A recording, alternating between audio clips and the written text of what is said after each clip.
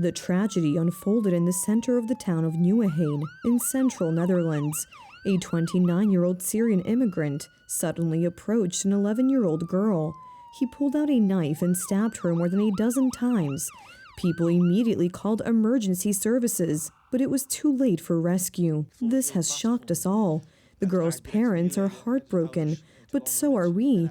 It has affected our whole community, because if this kind of thing happens in our small town, then the world is coming to an end. The Syrian murderer ended up in the hands of the police. He might never have ended up in the Netherlands had it not been for the openness to immigrants of the left liberal politicians who have ruled the country for years. They let in illegal Islamic immigrants without any control, and for this ideology, an innocent child paid with their life. The follies of political correctness mean that every now and then, in fact every day, we have such information that senseless acts of aggression are carried out and often end very tragically. Hundreds of thousands of people have been allowed into Europe who have not been checked or verified. Often these people do not integrate in the slightest. These people are often from cultures that are completely alien to us. They are people who are governed by their own laws. Aggression, theft, sexual assaults, rape, beatings, setting fire to homes, destroying cars. This is an immigrant settlement in the French town of Macon, or rather what was left of it, when the town's mayor refused to give the premises to drug dealers. Such violence, and in the context of drug trafficking, this is totally unacceptable. I am determined to put an end to this violence. Things are no better in Germany, which still hasn't recovered from the terrorist attack by a Saudi Arabian immigrant on a Christmas market in Magdeburg.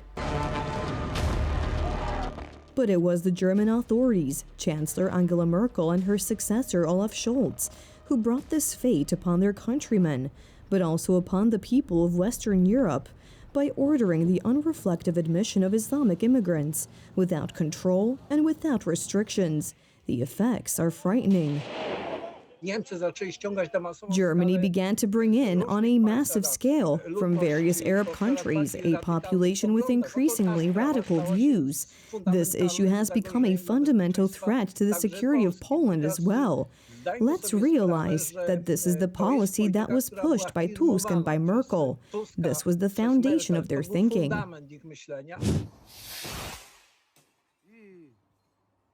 After migrant madness, among other things, led to the fall of Olaf Scholz's government, the new Christian Democrat candidate for Chancellor, Friedrich Merz, is called for a strengthening of the borders, which, however, is probably just a pre-election ploy. Germany, France, Spain, Sweden, Belgium, or the United Kingdom, which is outside the European Union, have for years let in aggressive, culturally alien immigrants without thought or control. The highest price is paid by the citizens of these countries, who are targeted every day.